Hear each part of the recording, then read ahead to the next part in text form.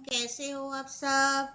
आज हम कल हमने पोएम सीखी थी, तो आज हम तब याद तुम्हारी आती है पेज नंबर 6 में इसके क्वेश्चन आंसर देखेंगे।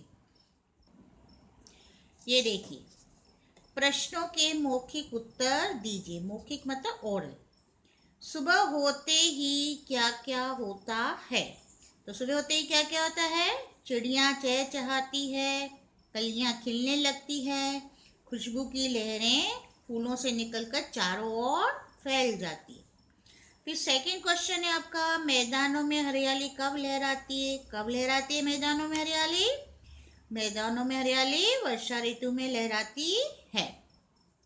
अब थर्ड क्वेश्चन है, आपको प्रभु की याद कब आती है? कब आती है हमें प्रभु की याद?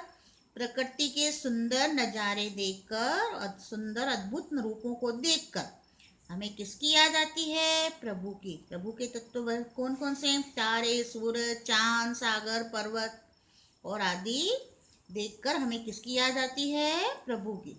तुम सुबह में उठकर क्या क्या देखते हैं? आप क्या क्या देखते हैं आप सुबह में उठकर?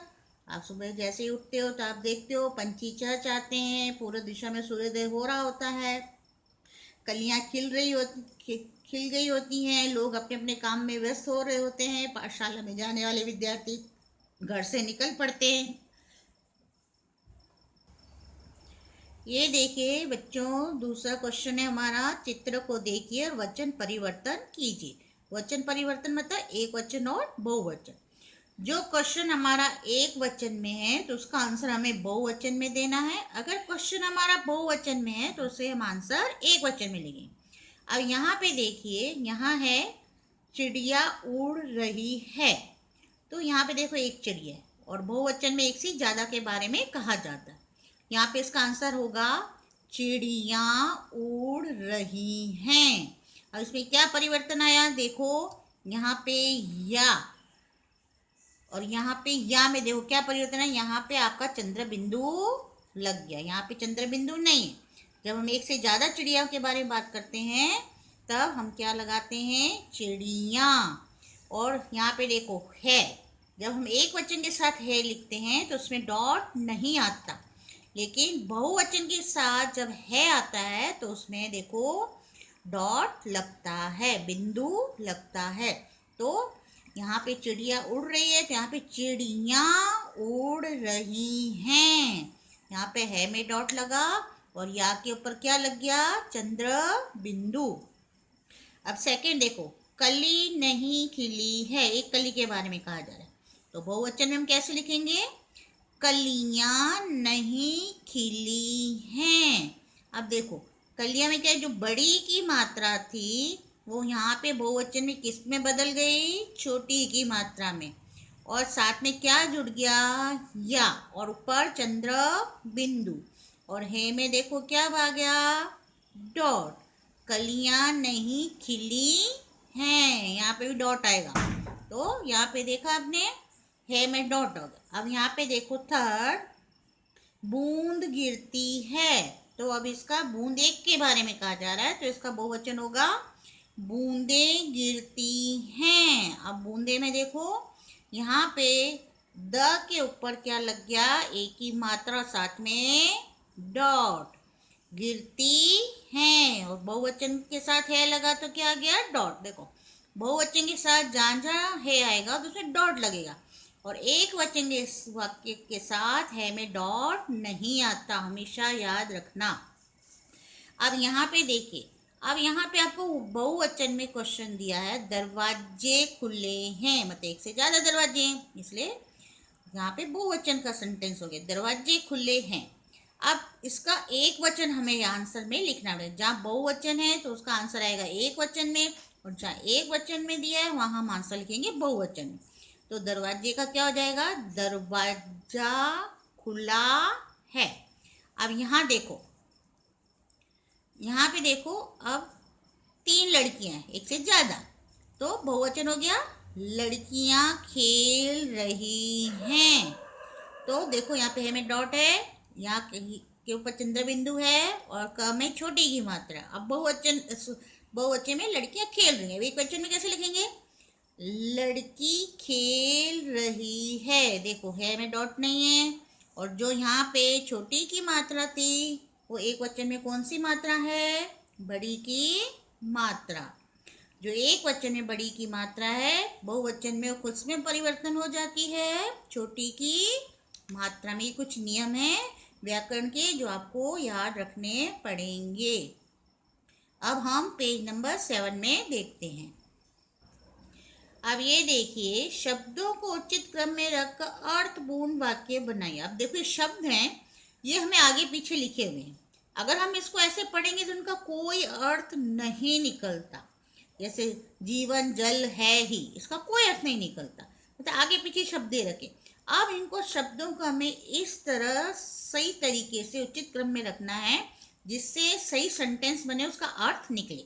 अब जैसे जल ही जीवन है, तो ये हमारा सेंटेंस बना जिसका कोई मीनिंग निकला, अर्थ निकला।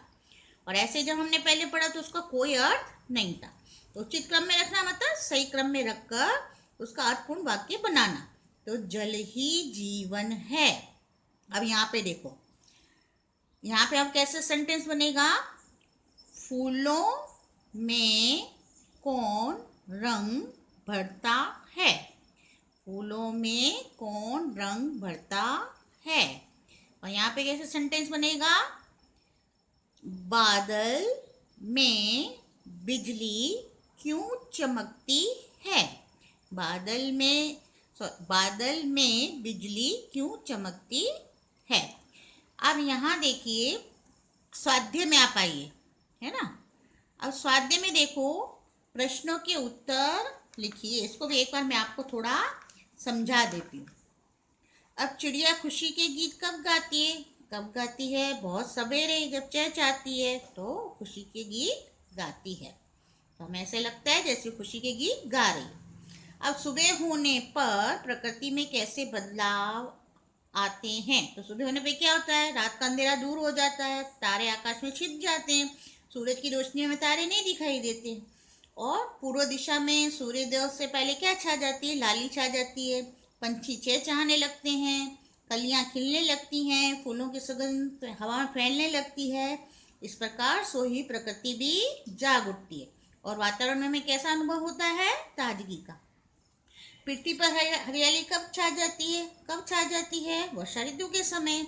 वर्षा ऋतु के समय जब बारिश की छमछम बूंदें धरती पर गिरती हैं तो वीरान पड़ी धरती पर घास उगने लगती है, सूखे पौधे भी हरे भरे हो जाते हैं, पेड़ों को ऐसे लगता है जैसे नया जीवन मिला, उनके हरे पत्तों की शोभा बढ़ जाती है। तो वर्षा ऋतु के समय पृथ्वी में हरियाली छा जाती है। हरियाली कहाँ कहाँ दिखाई देती है? हरियाली हमें कहाँ कहाँ? खेतों में, वनों में, बागों में, वीरान पड़ी धरती में, सारी जगह हमें वर्षा ऋतु के समय हरियाली दिखाई देती है।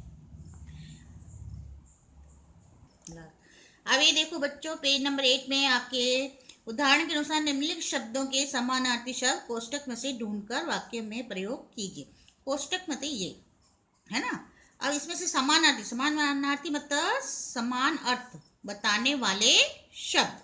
अभी यहाँ पे मैं आपको खाली उसका आंसर बता रही हूँ, यहाँ पे कोष्टक में से ढूंढ के, और वाक्य प्रयोग है वो आप खुद करोगे।